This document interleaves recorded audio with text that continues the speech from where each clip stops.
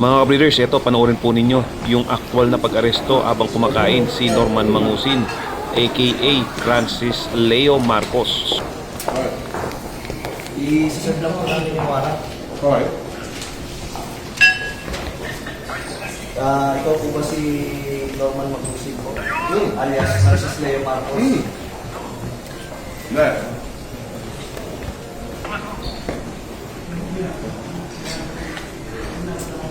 Okay.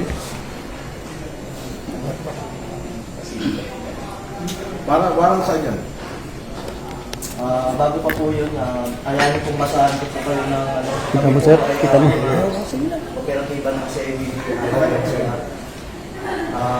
Kayo po ba, ulitin ko po, kayo po ba si Norman Mangusin alias Francis Leo Marcos? Yes, ako. Kayo ay aming inaaresto sa bisa ng warrant of arrest na issue ng RTC Branch 294 Parañaque City for violation of unjust vexation under Article 287 of Revised Penal Code as amended in relation to Section 6 of RA 10175. Kayo ay may karapatang manahimik, sir, o sa walang tigo, o ano man ang inyong sabihin ay maaaring ipabor o laban sa inyo. Sa anumang hukuman, kayo rin ay may karapatan kumuha ng sarili ng abogado at kumuha ng kung wala po kayong sariling abogado, kayo po ay pagkakalooban ng libre ng gobyerno. Andito ako sa inyo kasi kumuha ng sarili ng doktor na magsusuri ng inyo. Sir, pwede paano po yan at maano nyo yung karapatan po? Sige. Kayo rin po ay may karapatan po magpasuri sa sino mang doktor. At kung wala po kayong kakayahan, ay pagkakalooban po kayo ng libre din po ng gobyerno, ng doktor na susuri po sa inyo. Okay. Ito po, naiintindihan niyo po ba ang inyong mga karapatan? Naiintindihan ko. Okay po. Kayo po ay sasama po sa amin para po sa inyong... Attorney, basahin po. unjust vexation daw sa Parañaque. Hindi ko alam kung sino complainant nito.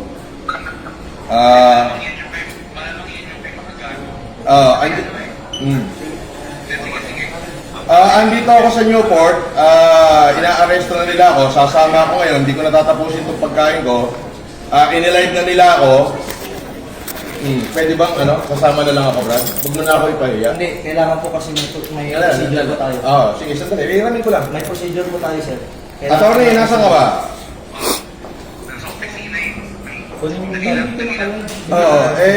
Kailangan bilan nyo na ako rito.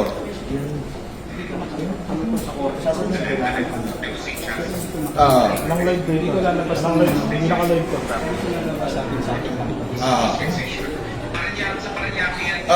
Sandali lang, kausapin ko lang abogado ko ha. Sa Parañaque, eto, binibidyoan na ako rito. Ewan ko kung may vlogger dito. Wala. Vlogger dito. Andito na. May warrant, 120,000 yung bill, 12 counts of unjust vexation.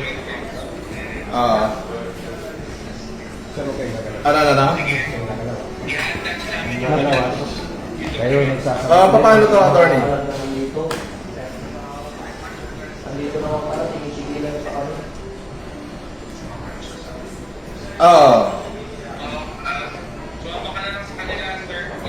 Tapos? Pwede po kayong kasuhan ng obstruction of justice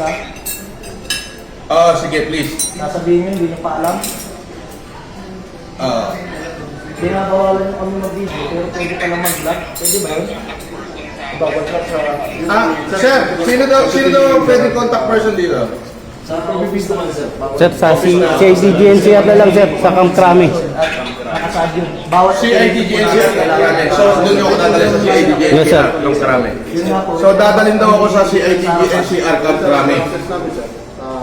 Ay, hindi ba ganun ang process? Pag may warrant at meron na kami isang reliable knowledge. Doon daw ang office ng CIDGNCR sa Camp Crame. Pwede namin pasukin. Wala makakapigil sa amin. Sir, yung warrant, sir, is all over the Philippines, sir. Nation daw, wait daw yung warrant. Maayos mo yung coordination namin dito. Kaya Yun nga po, maayos na. naman search warrant yun. pag may ganito operation at kailangan talaga yung video, we need to inform mo na si Paco. Kaya na. Ganun po kasi yung process ng Paco. Opo, may process po. Pero yun nga po, may knowledge na po. At bibigay sa history na ito mo, dito natin. Pwede mong malis. Sandali, attorney. Ano yan, pwede mong ano yan eh. Pwede mo